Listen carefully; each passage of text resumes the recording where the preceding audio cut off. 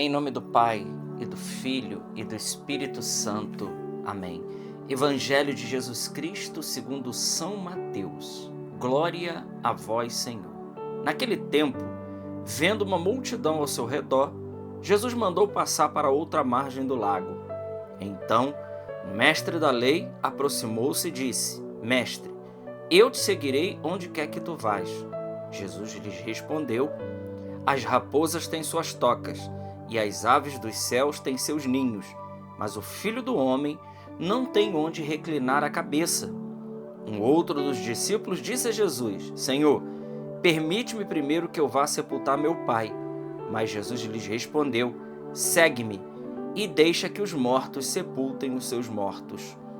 Palavra da salvação. Glória a vós, Senhor. Meus irmãos, nesta segunda-feira, dia 30 de junho, Evangelho de São Mateus, capítulo 8, versículos de 18 a 22.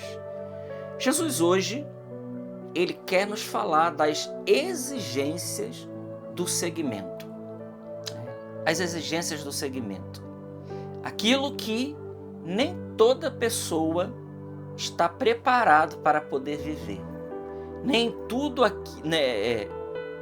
pessoa ela está disposta a abrir mão de certas coisas. E aqui entenda, né? Em momento nenhum nesta meditação eu estou falando de coisas ilícitas, né? Como por exemplo, pecar. Não estou dizendo disso. Eu não estou falando de pecado, né?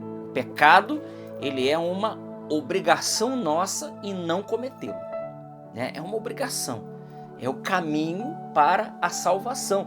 Jesus, certa vez, ele disse que um escriba pergunta: o que eu devo fazer para ser salvo?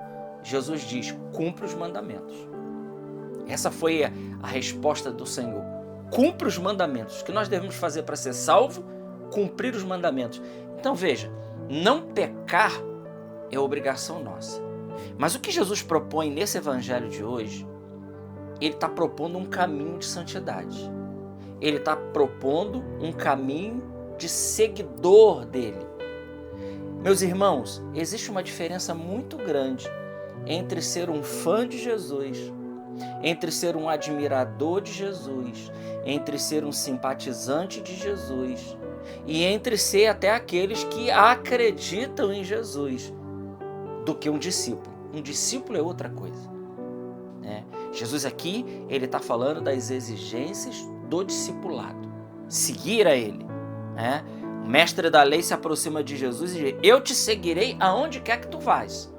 E Jesus diz para ele: olha, as raposas têm as suas tocas e os pássaros do céu têm seu ninho, mas eu não tenho onde reclinar a minha cabeça. E aí, você está disposto? Você está disposto a abrir mão, talvez do seu conforto, né? Talvez das suas regalias, para poder se aventurar comigo? É isso que Jesus está dizendo hoje.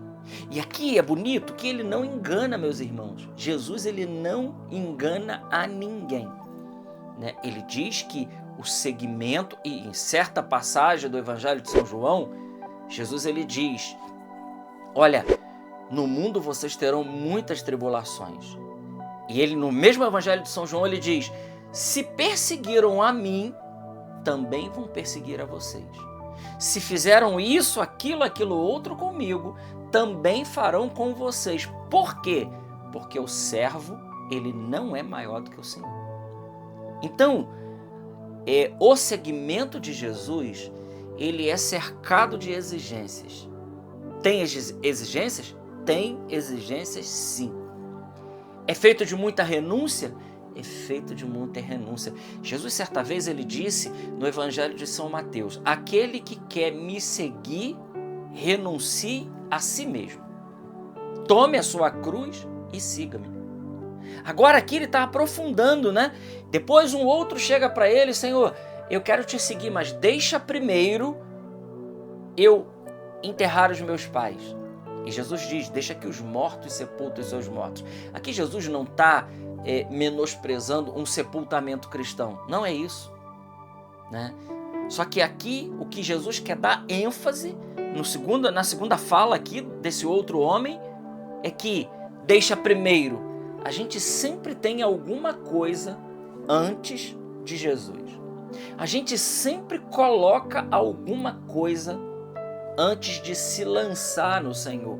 Quantos jovens eu conheço que dizem assim, não, eu vou terminar minha faculdade, eu vou terminar isso, depois eu sigo Jesus. Não, é o contrário. Fazendo a sua faculdade, fazendo o que você tenha que fazer, né? Seja no seu trabalho, seja no seu projeto, seja na sua vida, da maneira que ela for, o seguimento de Jesus, o discipulado, a palavra é essa, o discipulado, ele vem antes. Ele sempre vem antes. O discipulado, ele não é para depois. É isso que Jesus está dizendo. Olha, e aqui o evangelho não segue, né? Mas Jesus vai dizer, aquele que põe a mão no arado e olha para trás, não é digno de mim. Quantas coisas, e aqui me lembro, enquanto falo, eu me lembro de Saul, né? Quem foi Saul?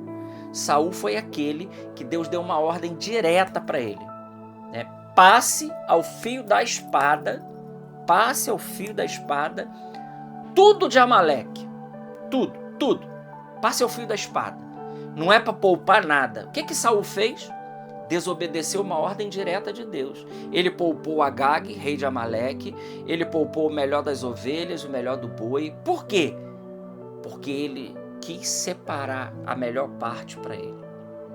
Deus falou, não se apegue a nada, né? Se livre de tudo. Enquanto nós estivermos ainda com reservas, né? A gente quer o Senhor, mas não abre mão de certas situações, a gente não abre mão de certos costumes, nós estamos distante do segmento conforme nosso Senhor está nos propondo nesse evangelho de hoje. O segmento que o evangelho de hoje nos propõe é um segmento em que Jesus, ele vem em primeiro lugar. Ele vem antes da nossa faculdade, ele vem antes dos nossos projetos, ele vem antes dos nossos sonhos, ele vem antes até da nossa casa, ele vem antes de tudo. O segmento de Jesus, ele é aquele segmento que nós precisamos estar livres para poder seguir o Senhor.